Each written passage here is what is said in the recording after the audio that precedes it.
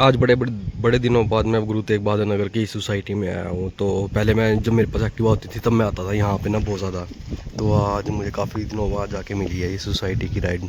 तो यहाँ से जाना है मैंने रियात भारत यूनिवर्सिटी। तो वो है कुराली रोड पे, जहाँ हमारा एम्पीरियो है वहाँ से थोड़ा सा 1-2 किलोमीटर आगे।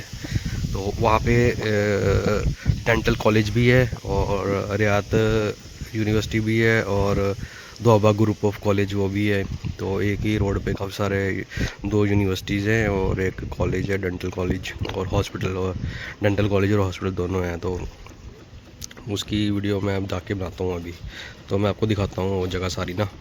तो दोस्तों मैं तो भूल ही गया वहाँ पे दिखाना आपको, क्या बोलते हैं, कौन सा था वो, रियात यूनिवर्सिटी का। तो अब दोबारा कब भी मैं जाऊंगा वहाँ पे तो दिखाऊंगा। अभी राइड मिल रही थी मेरे को वहाँ से, तो मैंने उनको भेजी तो रिक्वेस्ट, पर उन्होंने एक्सेप्ट ही नहीं करी। तो आज मैं एक नई सोसाइटी में आया हूँ दोस्तों। ये देखो कितनी बढ़िया सोसाइटी है।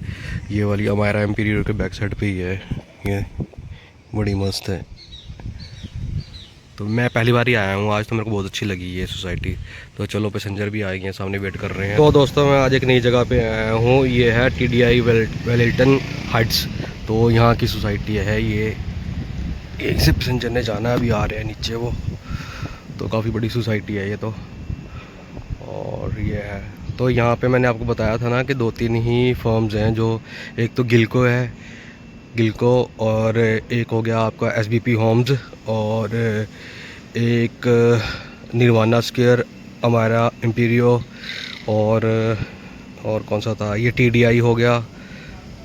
और तो और कौन सा है, तो 1-2 और भी हैं, उनके नाम मेरे को याद नहीं आ रहे अभी।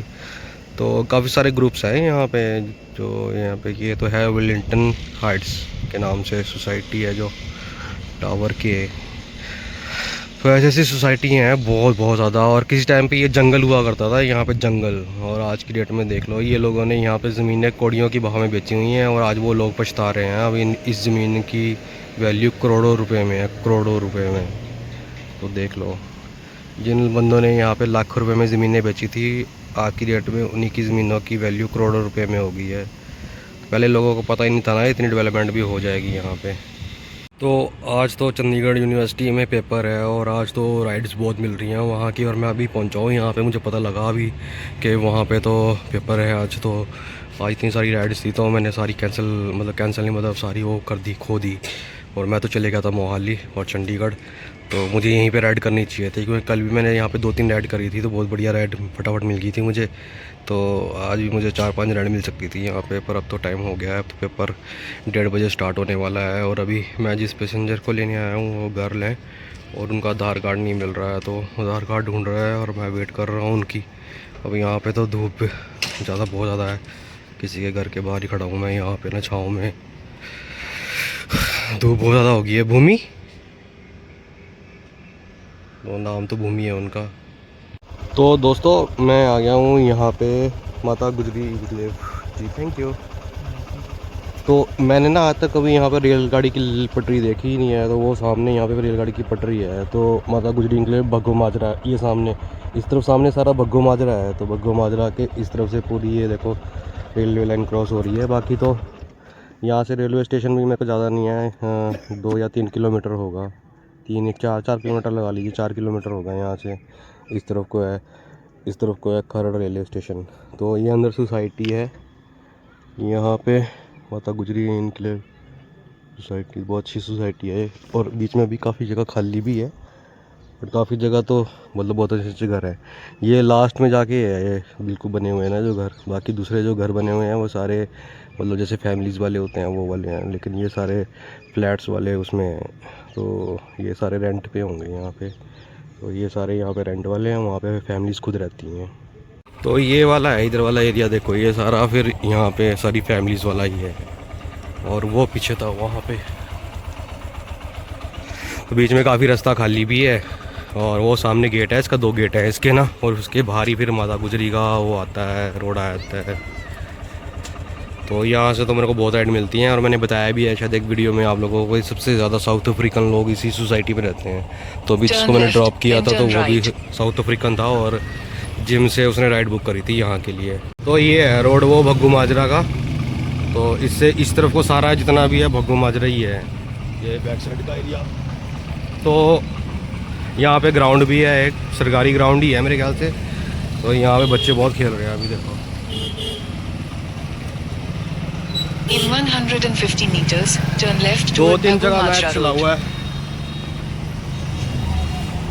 2-3 जगह मैच लगा हुआ है यहाँ पे, और यहाँ पे बहुत बच्चे खेलते हैं। और इसके आगे सरकारी स्कूल भी है दोनों तरफ ही। तो ये स्कूल जो है वो खेलों वाला स्कूल ही है।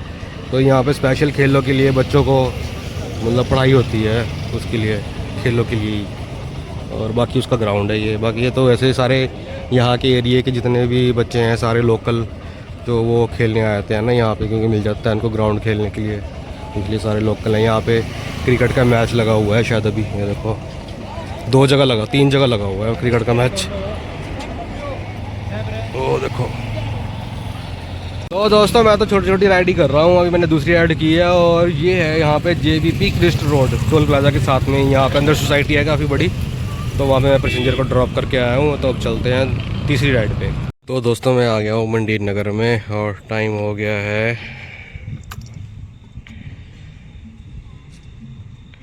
8:30।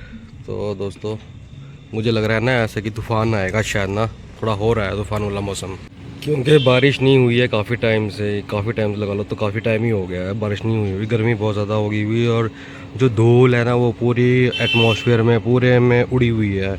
तो मतलब धूप की रोशनी भी इसलिए शायद सीधी डायरेक्ट सनरेज़ यहाँ तक पहुँच नहीं रही हैं, इसलिए थोड़ा धूप ज़्यादा तीखी नहीं होती है, लेकिन गर्मी बहुत ज़्यादा होती है। तो हो सकता है कि ये थोड़ा बारिश या तूफ़ान वगैरह के बाद ही कुछ ठीक हो, उससे पहले तो कुछ नहीं हो सकता है। तो हवा तो 2 दिन से ऐसे चल रही थी जैसे तूफ़ान आने वाला हो। तो दोस्तों मैं आपको बताना चाहता हूँ कि भी जो पैसेंजर है ना वो मतलब अब जैसे मेरी राइड ना 1500 के आसपास होने वाली है, लेकिन मेरे रिव्यू कितने हैं 400। तो जितने भी पैसेंजर हैं ना वो राइड करने के बाद रिव्यू और रेटिंग देते ही नहीं है, ना रिव्यू डालते हैं ना रेटिंग देते हैं। तो ये मतलब बहुत ज़्यादा इर्रिस्पॉन्सिबिलिटी वाली बात है।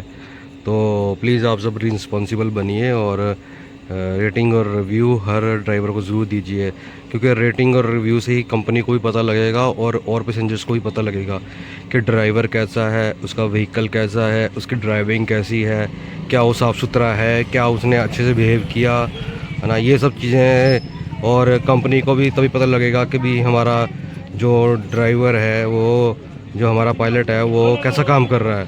तो वो आपके रेटिंग और रिव्यू के द्वारा ही दोस्तों पता चलता है। तो इसलिए रेटिंग तो चलो होता ही है कि रेटिंग तो डालना ही डालना है, लेकिन रिव्यू डालने से पता लगेगा कि भी जो ड्राइवर है वो कैसा है, साफ़ सुथरा है, उसकी गाड़ी साफ़ सुथरा है, वो चलाने में उसकी ड्राइविंग कैसी है। और मतलब बहुत सारी ऐसी चीज़ें होती हैं। अगर आपको कुछ अच्छा नहीं लगता है तो आप वहाँ पे जाके रिव्यू में डाल सकते हैं। अलग से वहाँ पे कमेंट लिखने के लिए भी होता है, तो आप अलग से भी कमेंट में डाल सकते हैं। बाकी उसमें लिखा भी होता है बाकी नाइस ड्राइविंग, नाइस म्यूज़िक और बहुत सारी चीज़ें लिखी होती हैं। वो हर स्टार के बाद वो चीज़ें बदलती रहती हैं। तो अगर 5 स्टार डालेंगे आप तो उसमें वो अलग चीज़ें आएंगी, अगर 4 स्टार डालेंगे तो अलग चीज़ें आएंगी, 3 स्टार डालेंगे तो अलग चीज़ें आएंगी, 2 स्टार डालेंगे तो अलग चीज़ें आएंगी, 1 स्टार डालेंगे अलग चीज़ें आएंगी।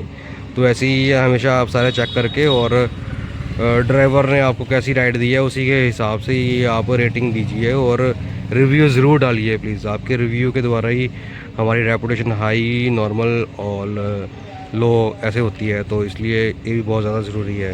तो मैं आपसे विनती करता हूँ कि आप जब भी राइड करें तो उसके बाद जो भी राइडर है उसको रेटिंग और रिव्यू ज़रूर दें प्लीज़।